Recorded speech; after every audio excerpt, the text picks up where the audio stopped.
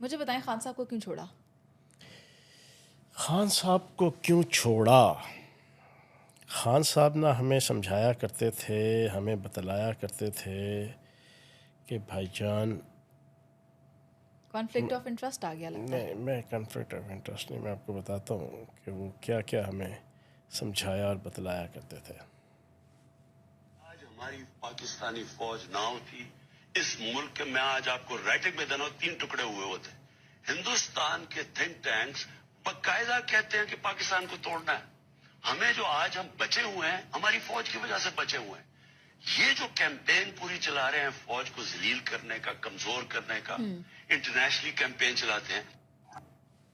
हमें ये बतलाया गया, हमें समझाया गया 17 साल, हमने ये सुना, हमने इसको हजम किया, हमने इसको एक्सेप्ट किया, हमने इसको अपने सर पे सवार किया, हमने इसको अपने दिमागों में बैठाया, हमने इसको अपने दिलों में सजाया, हमने इसको अपनी पलकों पे सजाया। जब इन्होंने उसका बिल्कुल उल्ट टर्न लेके उन्हीं यहूदी ताकतों और इजराइल के और मुल्क दुश्मन ताकतों को इंडियन रा के झंडे पे पाक फौज के खिलाफ ही, पाकिस्तान के उन अदारों के खिलाफ के जो पाकिस्तान की सॉवरेनिटी की जामन है, उनके खिलाफ जब जद्दोजहद शुरू की, हमने शुरू में समझाया, MPA थे, 62-63 आर्टिकल की ऑब्लिगेशंस थी कि नहीं जनाब, आहिस्ता आहिस्ता धीमे दामे दरमे सुखने पार्टी के अंदर।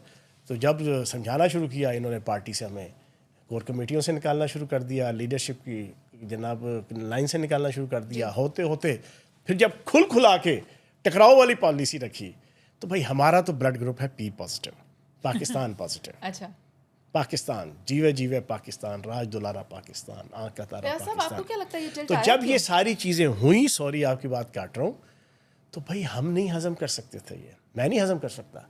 मैंने 17 साल PTI के प्लेटफॉर्म पे जनाब राना सनाउल्लाह से लेके, नवाज शरीफ से लेके, शहबाज शरीफ से लेके, आसिफ जरदारी से लेके, पीपल्स पार्टी से लेके, मौलाना फजल रहमान से लेके, MQM से लेके, इल्ताफ़ हुसैन के ख़िलाफ़ पाकिस्तान के मीडिया में 2013, 14, 15, 16 किसी की जुर्रत नहीं होती थी कि टॉक शो के अंदर जाना कोई बात कर सके इलेक्ट्रॉनिक मीडिया की। फैयाजुल हसन चौहान PTI के प्लेटफॉर्म से जाके जनाब डंके की चोट पे जाए वो पाकिस्तान की खातिर उस गेंडा स्वामी के खिलाफ भी बात करता था। ठीक है ना जी, हमने हर किस्म की दुश्मनी मोल ली, अपनी रियासत और धरती माँ की दुश्मनी तो नहीं मोल ले सकते ना। तो जब वो दुश्मनी मोल उन्होंने ली, हमने छोड़ दिया। मैं आपका नैरेटिव समझती हूँ, लेकिन ये टिल्ट आया तो क्यों आया?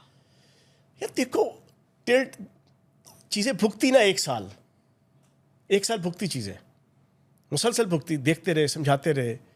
आपने फ़ौज को गद्दार कहना शुरू किया, न्यूट्रल कहना शुरू किया, मीर जाफ़र कहना शुरू किया, मीर सादक कहना शुरू किया, डर्टी हैरी कहना शुरू किया, कातिल कहना शुरू किया, समझाया ना करो ना करो ना करो ना करो। फिर एंड में 9 मई हुआ। 9 मई के बाद 12 मई को जब कायदे नकामे बगावत बाहर आए और चीफ जस्टिस बंदयाल साहब ने अपनी जनाब नैब की मर्सिडीज़ भेज के उनको बुलवाया और अपनी इस अंदाज से इस्तकबाल किया, ये आपका इंतज़ार था, देर लगी आने में, तुमको शुक्र है फिर भी आए। तो मेरा माही छैन छबीला, मैं तो नाचूंगी वाला माहौल बनाया हुआ था।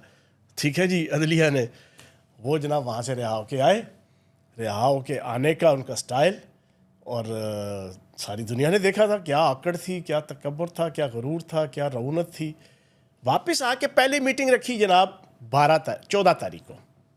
अच्छा, 12 तारीख को रहा हुए, 12 मई को, 14 तारीख को पहली मीटिंग लीडरशिप की, जूम मीटिंग जिसका आप हवाला देते हैं। जूम मीटिंग, उसमें जनाब मैं था, शिबली फराज था, आपका तैमूर झगड़ा था, आतिफ खान था, ये सारे लोग थे। ये तो नए नए जितने जो ना ये चले चांटे हैं, ये तो साल की पैदावार है।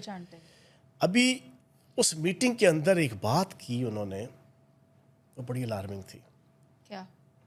मैंने वहीं से तय कर लिया था कि मैं कल प्रेस कॉन्फ्रेंस के बहाने छुट्टी पे जा रहा हूँ। नहीं, छुट्टी पे नहीं, मैंने कहा यार छोड़ो, निकलो यहाँ से, ये तो हम कहाँ हमें इस्तेमाल करेगा। अच्छा, इन्होंने तैमूर झगड़ा और आतिफ खान को मुखातिब करके कहा कि हाँ तैमूर, आतिफ, आज अभी तुमने ट्वीट करना है और तमाम KPK की लीडरशिप को कहना है कि अपने ट्वीट करें कि कल से मौलवी फजल रहमान के मदरसों के बाहर एहतजाजी मुजाहरे शुरू करने हैं।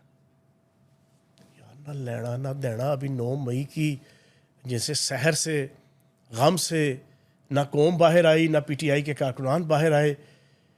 तुम केपीके के अंदर मौलाना फजलुर रहमान के मदरसों के बाहर मुजाहरे, इसका क्या मतलब था? मनीज़ा, आप बड़ी बात कर रहे हैं और अभी जो सेटलमेंट हो रही है ना, ये बहुत बड़ी दरार बन जाएगी आपकी इस ओ बात के बाद। दरार को छोड़े, मैं जो बात कर रहा हूँ, मैं ऑन ओथ बात कर रहा हूँ।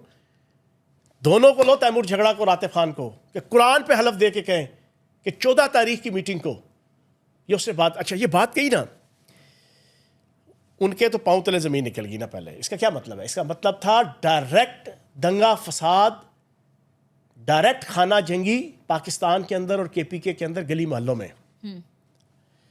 अच्छा, मैं अपने तजर्बे की बात आपको बता दूं। पाकिस्तान के अंदर जितने मजहबी फ़िरके हैं ना, इस्लामी फ़िरके, उनमें सबसे ज़्यादा पीसफुल, ठंडे दिल दिमाग की जो फ़िरका है वो बरेलवी मकतब फ़िक्र है। अच्छा, अगर आप बरेलवी मकतब फ़िक्र के किसी मदरसे के बाहर जाके भी अगर कोई उनका अपोनेंट मुजाहरा करे ना, तो वो उन मुजाहिरीन को अपनी टांगों पे सवार वापस नहीं जाने देंगे। कुजा ये कि देवबंद मकतबा फ़िक्र के जो सबसे ज़्यादा मिलिटेंट भी है और अग्रेसिव भी है इस खत्े में, अच्छा, उसके मदरसों के बाहर तुम अपने वर्कर्स को कहते हो कि अपने महल्ले के अंदर जो आपका मदरसा है मौलवी फजल रहमान का और देवबंद का, उसके सामने मुजाहरा करो। इसका साफ मतलब ये था कि खाना जंगी करवाना। और वो क्यों? तसल्ली से सुनिएगा। पहला ऑब्जेक्टिव इजराइल और इसराइली मोसाद और इंडियन रॉ की तरफ से और मुल्क दुश्मन एजेंसियों की तरफ से इनको मिला था फ़ौज के ख़िलाफ़ बगावत, जनरल आसिम मनीर के ख़िलाफ़ बगावत, फ़ौज के अंदर रिफ्ट। 9 मई को वो इन्होंने करने की कोशिश की।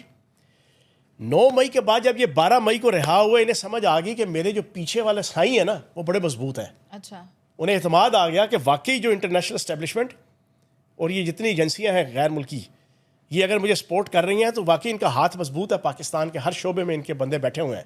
तभी मैं 12 मई को बड़ी शान के साथ सब कुछ दंगा फसाद, लड़ाई झगड़ा, कत्लो गारतगरी करा के 300 से ज़ायद जगहों पे सारी ये मार धाड़ करवा के, शहदा की इज़्ज़तों का जनाजा निकलवा के, फिर भी मैं बाइज़्ज़त तौर पे मर्सिडीज़ पे बैठ के पूरी शान से आया हूँ। अगली पॉलिसी उसको ये दी गई कि अब तुमने पूरे पाकिस्तान में फ़िरका वारियत के नाम पे, मज़हब के नाम पे अपने मुखालिफ अपोनेंट के साथ झगड़ा करके तुमने कत्लो गारतगरी और दंगा फसाद कराना है। ठीक है। उसके लिए मौलवी फजल रहमान के मदरसों के बाहर मुजाहरे की इसने जनाब, वो दोनों तो आयमा शाही की, मैंने फ़ौरन हाथ किया। मैंने कहा खान साहब एक मिनट मुझे बात करना है। अच्छा, मुझे पिछले 8 माह से ये साहब बहादुर मीटिंग्स के अंदर अगर मैं बैठा भी हूँगा या जूम मीटिंग हुई, मुझे बात नहीं करने देते। तो उन्हें पता था ये ऐसी बात करेगा, ये लोगों के ज़हन ख़राब करेगा। अच्छा,